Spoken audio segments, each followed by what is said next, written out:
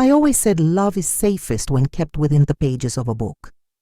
Maybe that's why I built my life among them, surrounded by words that don't shout, characters that don't leave, stories that, even when they hurt, end where you choose. My name is Clarisse Thorn, and on the outside, I'm the calm woman everyone in town greets with a wave, the owner of the corner bookstore who organizes new releases with care and serves chamomile tea on winter afternoons. But inside, I carry an old silence, the kind that doesn't fade with time. A silence that began the day he left me. Julian, my first love, my favorite mistake. He walked away without warning, without explanation, without looking back. And he took with him a part of me I could never recover, not even in the words of Austen or Bronte. For years, I kept everything about him out of reach. Letters, photos, memories. I buried them in boxes, drawers, and promises I swore never to touch again. Until that morning, while unpacking a donation of old books in the back of the store, one volume made me stop. It was Persuasion, our book. The one he read first only because I insisted. The one he underlined in blue ink when he wanted to argue with me later. And there, between those yellowed pages, was something that stopped my heart. A small letter, folded as carefully as if it were made of glass, and a ring tucked between the leaves, glinting like an unanswered question. In that moment, in that breath of memory, I realized time doesn't heal everything. It only puts to sleep what we don't know how to face. And maybe, just maybe, it was time to open a chapter I swore never to reread. For a few moments, I couldn't move. I sat there on the cold bookstore floor, the book in my hands, my heart caught somewhere between past and present. The letter trembled in my fingers, but it wasn't the paper causing it. It was what it represented. When I finally opened it, my entire world shrank around each word. He wrote with the same voice I remembered, measured, honest, pained. He said he'd spent years trying to write that letter, but no version felt enough to express what he felt.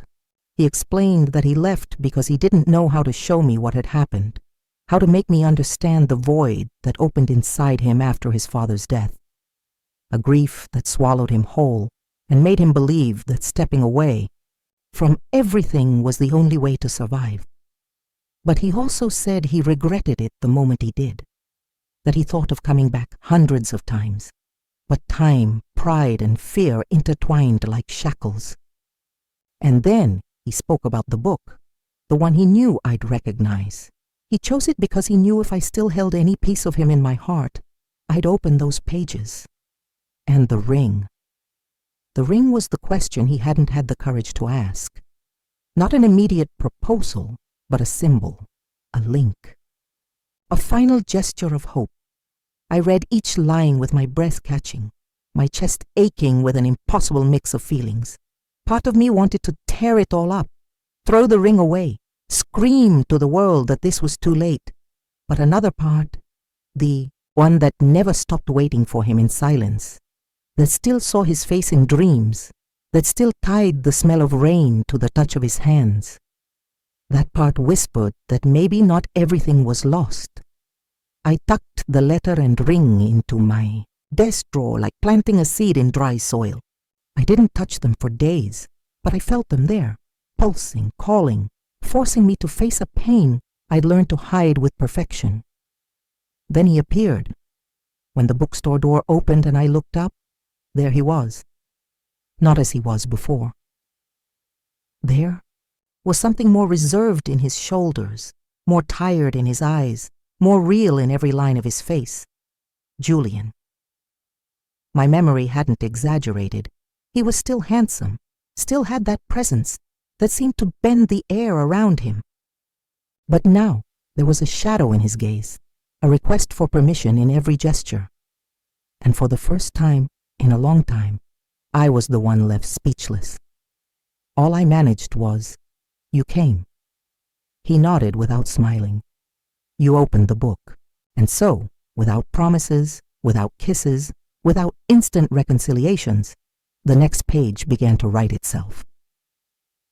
In the days that followed, I was a storm of conflict.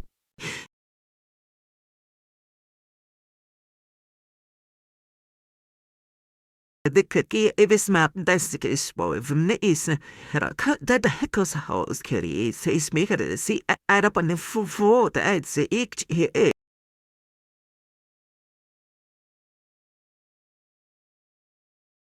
causes serde Organized books with trembling hands, or pretended to read to avoid facing everything that man still stirred in me.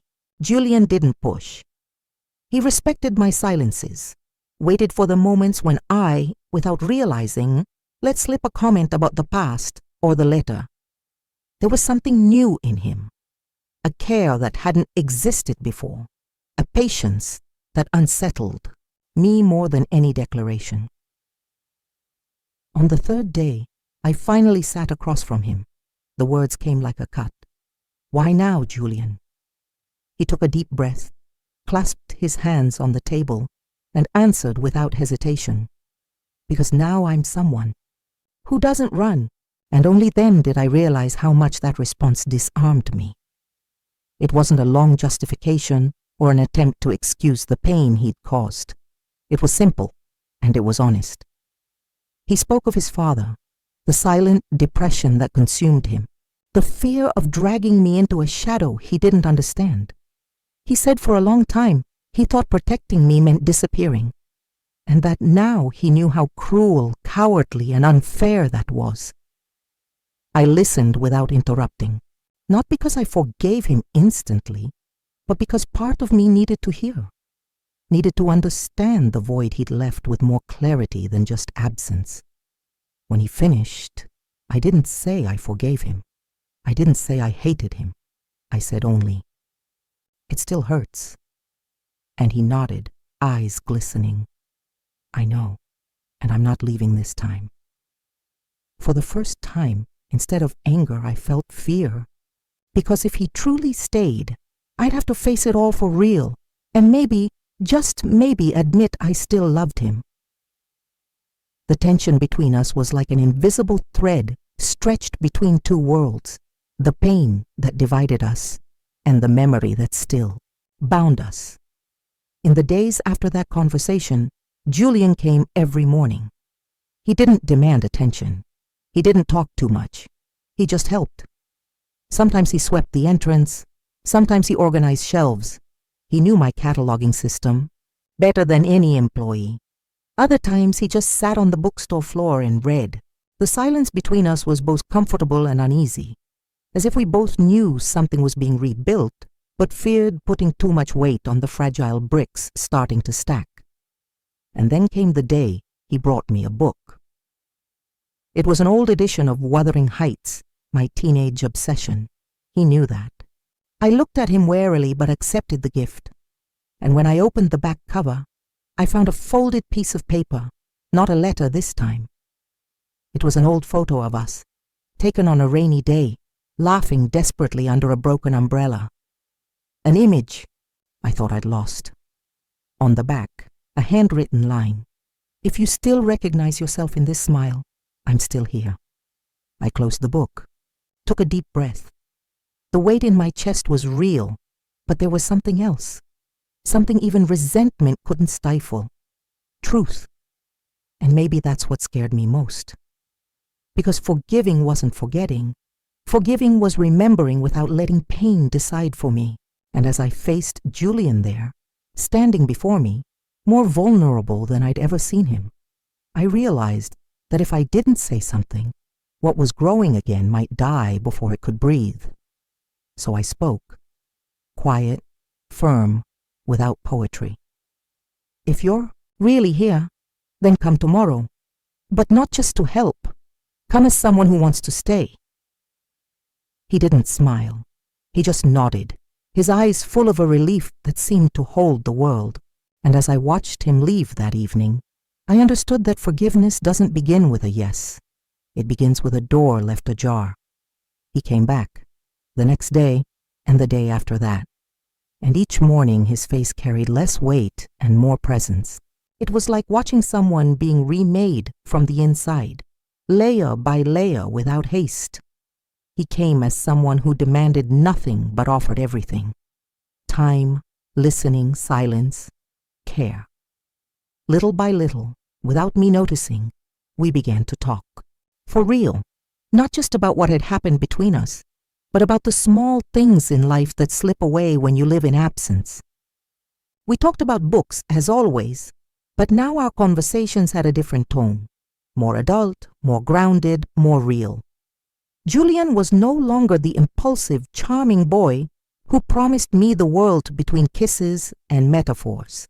He was a man who had fallen, broken, rebuilt himself, and now asked, not for a restart, but for a chance to earn it. I didn't make it easy. I tested his limits, put his words to the proof, challenged his consistency with calculated gestures, searching for cracks in what he seemed to offer. Because part of me still expected the pain to repeat, like touching a scar waiting for the wound to reopen. But he stayed. When I fell silent, he waited. When I looked away, he didn't force me. When I asked if he was afraid of failing to win me back, he said only, "I'm more afraid of not trying." And that, more than any promise, undid me. With time, the barriers began to give. A coffee outside the bookstore, a walk with no destination, a burst of spontaneous laughter over a forgotten memory, small gestures, small openings, and it was on a gray afternoon, while we set up the shop window for the town's literary fair, that something hit me like a silent bolt. I was smiling inside. Not a nostalgic smile or fleeting relief. It was genuine contentment, as if part of me, the part I'd left dormant since he left, had finally come home. And that realization brought peace and fear. Because love, when it returns after a fall, doesn't come with flowers and music. It comes with questions. And in that moment, the biggest one pounded inside me. Was I ready to truly open my heart to him again? Just when things seemed to be falling into place, life, with its cruel precision, decided to test everything again. It was late afternoon in the bookstore, and Julian was helping me hang a new frame on the wall, a Virginia Woolf quote about time and memory. I remember the moment with suffocating clarity because he was smiling, the kind of calm smile that rarely appeared in the past. It felt like we were finally starting a new story. But then the door opened with the chime of the bell, and with it came the remnants of the world I'd left behind, my sister. She lived in another state, hadn't told me she was coming, and didn't wait for an invitation to approach. One look at Julian, and her expression crumbled. She knew him. She'd suffered for me when he left. And even after all these years, without knowing about the letter, the ring, or what had happened recently, she looked at him like someone seeing a mistake about to repeat. There was no scene, no raised voices, just the way she looked at me afterward, silently, with teary eyes and a half-open mouth of disbelief that tore something inside me. After she left, the words came, harsh, tangled, sharp. I told Julian we might be fooling ourselves, that maybe he'd returned out of regret, and I was accepting out of loneliness. I said my life had already been reordered and maybe there was no room for him. That what we'd built in the past was beautiful, but dead. I said it all, my voice trembling, fists clenched. And he didn't react like before. He didn't beg, didn't pull away abruptly, didn't turn his back like a wounded man. He just looked at me with real pain and said, "If you want me to go, I'll go. But not because I don't love you, only because you're not ready to believe I've changed." And in that moment I realized the Julian standing before me wasn't the same one who left years ago. He now knew the value of staying even when unwelcome, and that undid me. But I didn't stop him from leaving, because part of me still needed to bleed a little more before understanding that sometimes pain isn't a sign something's wrong. It's a sign something important is being healed. That night, the bookstore felt bigger. The silence felt denser. It was as if his absence had left an echo in every corner, in the shelves, the hanging lamps, even the distant sound of cars passing outside. I didn't cry, not right away. Instead, I walked to the table where he always sat and found a book he'd left there, The Old Man and the Sea by Hemingway. I opened it on impulse, like someone seeking a trace of warmth in a forgotten coat. Inside, I found a bookmark with his simple handwriting. Resisting isn't not feeling. It's moving forward despite the fear. For the first time in a long time, I let the tears flow freely. I cried not just for him, but for everything I'd swallowed in silence over the years. For the woman I pretended to be, the pain I refused to name, the pride I wore like armor, and the Clarisse from before, the one who dreamed of happy endings, before learning that love, in real life, is made of pauses, noise, and silent reconciliations. I spent hours reliving it all, the good memories, the absences, the questions I never asked, the answers he might never have known how to give.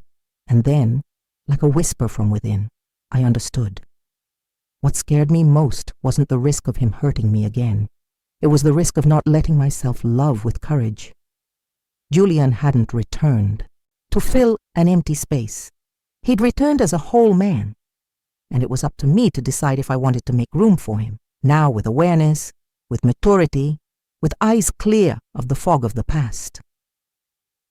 The next morning, I closed the bookstore. I took the book with the ring hidden inside. I took the first letter too, and I went to the park where we used to walk, hoping, or maybe believing, he'd be there. And he was. Sitting on our usual bench, staring into nothing, hands clasped, with the look of someone still waiting, even unsure if he should. As I approached, he stood slowly. And before he could say anything, I held out the book, placed my hand on his chest, and murmured, "I'm ready now." Not because I forgot, but because I want to remember. With you. His eyes closed for a moment, and when they opened, there was the same light I'd seen years ago, only now calmer, steadier. He took the ring from the book and showed it to me again, not as a proposal, but as a gesture, a starting point. And this time, I was the one who took his hand and said, "Yes, let's write it right, this time." I used to think new beginnings came with euphoria, like a fresh breeze sweeping through a stuffy room and lifting the curtains with ease. But restarting with Julian was like learning to breathe again, slowly, with intention, feeling the air fill every part of me that had lived in suspension for so long. In the early days, just waking up knowing he was nearby made my body, unaccustomed to hope, tense, as if my heart wasn't sure it could truly rest. He didn't push. He just showed up at the bookstore each morning with 2 mugs of coffee and some comment about the book he was reading. He sat in his usual corner, now without the urgency of before, like someone who understands that the right time isn't forced but built. And I, little by little, let myself relearn the contours of his presence, the way he moved between the shelves, the way he raised an eyebrow when surprised by a line, the quiet way he watched me when I didn't notice. Sometimes he'd ask how I felt that day, not with insistence, but with genuine curiosity, and I'd answer like someone touching their own reflection. "It's better today." Other times, he'd just hold my hand for a brief moment as if saying, "I'm still here," and that was enough. Because trust, like the books I restored with such care, needed time, patience, and hands willing to not give up at the first tear. And he, for the first time, seemed to know that. It was on a rainy morning that I realized he was already part of my routine, not as a presence that put me on edge, but as something that naturally fit into my days, like a bookmark in the right book, the smell of strong coffee in the early hours, the familiar sound of the door opening at the same time every day. We'd reached a kind of quiet intimacy, the kind that doesn't need constant displays to affirm itself. It was in the small gestures that love revealed itself. When he fixed the alignment of the books without me asking, when he noted the names of customers who preferred love stories with happy endings, when he left notes tucked into the pages, reread most. And yet there was a subtle fear hovering between us, like a thin cloud that didn't cast a shadow, but kept the sky from being fully blue. I knew he carried doubts about how far he could go, and I, as much as I wanted to, still wondered if I was ready to love again without the weight of caution. That's when we started talking about the future, not in a planned way, but in the pauses of conversations, in glances that lingered a little, longer than needed. He mentioned a small house on the outskirts with a porch that caught the morning sun. I talked about expanding the bookstore, maybe opening a cafe next door. And in these daydreams disguised as practical ideas, our desires began to intertwine. He didn't ask for anything, and maybe that's why I wanted to give everything. Not out of obligation, but because in that steady rhythm, day by day, he was teaching me something I'd forgotten. Love doesn't need to prove its strength all the time. It just needs to stay. And Julian stayed. The certainty came unexpectedly, as all worthwhile things do. It didn't come with promises or fiery speeches. It came when, closing the bookstore later than usual, I found Julian outside, standing under a light drizzle, his coat damp and a book in his hands. He looked nervous, the kind of nervousness I'd only seen in him twice, the first time he said he loved me, and the last time he asked for forgiveness. As I approached, he just held out the book. It was The Invisible Life of Addie LaRue, one of my favorites. I opened it, confused, and there, between pages 327 and 328, was the same ring, the one he'd hidden in Persuasion months ago. Only now it wasn't hidden. It was on display, tied to a small note that read only, "Now that you know who I am, and I do too, can we write the rest together?" I looked at him, and something inside me unraveled and remade itself at once. Julian was no longer the man who left, nor the one who returned seeking forgiveness. He was the man who stayed, who relearned to love with calm, who rebuilt not what we had, but what we could have from what remained. And me? I was someone who finally understood that forgiving isn't forgetting the pain.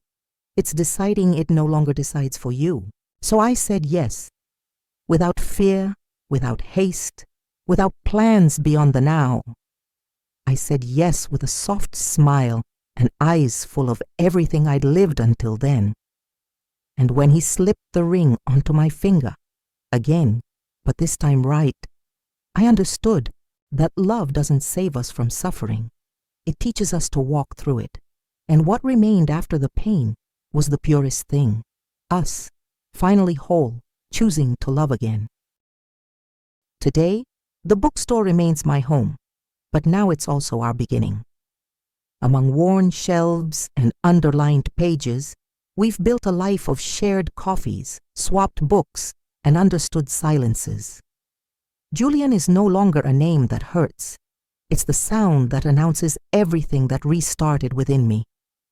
Sometimes, when I'm helping a customer and they notice the ring on my finger, I think about how everything could have been different, but it wasn't. Because love, even when broken, can still bloom if watered with truth. And it was. Today, I know forgiveness doesn't erase pain, but transforms the space it occupies. And the love that survives time, fear, and mistakes is the rarest kind of all.